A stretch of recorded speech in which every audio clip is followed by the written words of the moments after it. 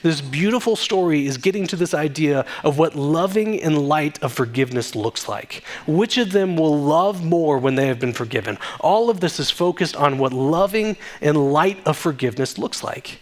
And the first part that Jesus gets to with asking this question is that the person will love the one who forgave them when they understand the depth of their forgiveness, when they know the depth of what they have been forgiven of. And so we have this woman here who is only known for her sin, who's only seen as being a sinner, who has no idea, no identity, no value, no worth apart from what's been given to her. She is a sinner.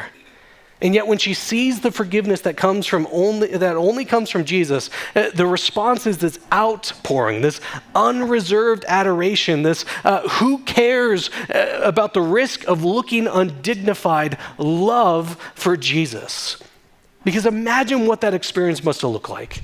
To not be allowed within society, to have to stay apart from other people, to not be seen as having any value, to the shame that she would have felt from herself, let alone the shame that she would have been given by other people.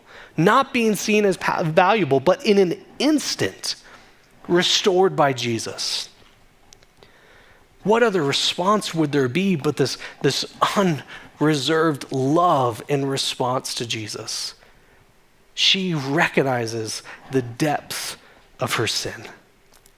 And so what then? If we are to love Jesus in the same way, do we need to amass a bigger debt? You really want to love Jesus? You got to go out there and start sinning. That's how you're going to love him more. No, that's not what's being talked about here. The important detail in the parable that Jesus gives is two different debts, right? 500 denarii, 50 denarii. The important detail that's given to us, they could not be paid. Neither of them could pay this debt. And both were forgiven.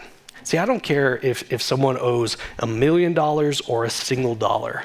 If they exhaust every avenue that they can to pay off their debt, they're begging for it. They're working every job they could possibly do. They're calling in every possible favor. They're making promises to try to pay off their debt. If at the end of the day they are unable to pay off their debt, even though they're vastly different, they're both the same debt. They're both crippling. They're both unpayable. There's no recovering from this. There's no hope of making things right. It is a debt that cannot be repaid. And so the forgiveness is the same.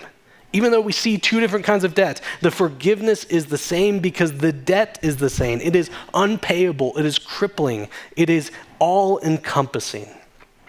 And what Jesus is showing, that as we see this awareness of our debt, which is the same in all of us, that's how we understand what the forgiveness is that's been given to us. The point isn't for us to go up to other people like, how much do you owe God? Or like, you see this guy over here? Man, his debt's insane. Or I wish I had that guy's debt. Like, that's not the point of it. It's that understanding that we all have a debt to God that cannot be repaid on our own. 500 denarii, 50 denarii, doesn't matter. It's the same debt. It cannot be repaid. But we see people like Simon in our world today, both in the church and outside the church, who are confronted with this debt and respond to it in a way apart from what's said about here. So many people try to rationalize it. By most standards, I recognize I'm not perfect, but I'm doing pretty good. But the problem is when the only standard that's given to us is that of this perfect and holy God who calls for us to be perfect as he is perfect. That in all that we do, that we don't rebel against him, but we do what he calls us to do. But not just in our actions, but also in our thoughts and hopes and dreams and wishes, that those also, even though they're not seen by anyone else, that they too reflect the goodness and perfection of God. And as we understand that that is the only standard by which there is to come by, we recognize just a little bit more about how crippling our debt is.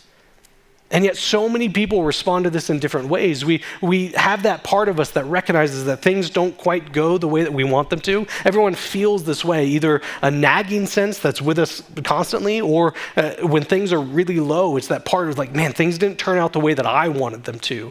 The disappointment that we have with our mistakes, our failures, the nagging sense of disappointment that comes when things aren't going the way that I thought they would go. And if we feel that about ourselves, let alone this perfect God who is the only standard by which anyone is judged. But when we feel that, we tend to respond in a variety of different ways. We can minimize it. It's not that big of a deal.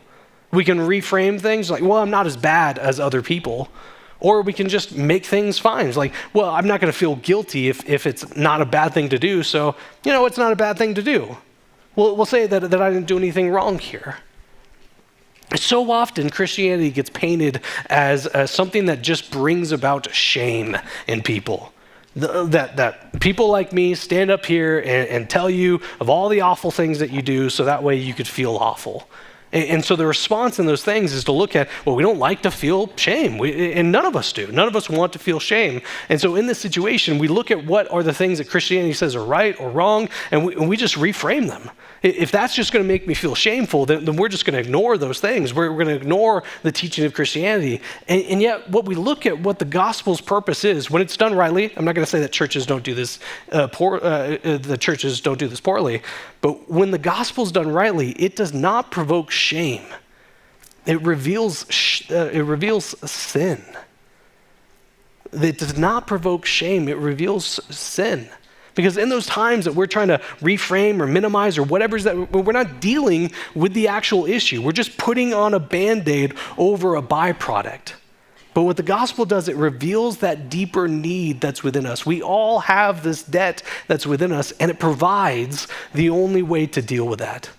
It's not hiding it, it's not minimizing it, it's not ignoring it. That won't deal with that nagging sense that's in all of us, and provides the only way to deal with that debt that we all have. But some people as well are like Simon, even within the church. We see this man who looks like he has it all together, who looks like he's doing all the right things, and yet he's ignoring the debt that he has.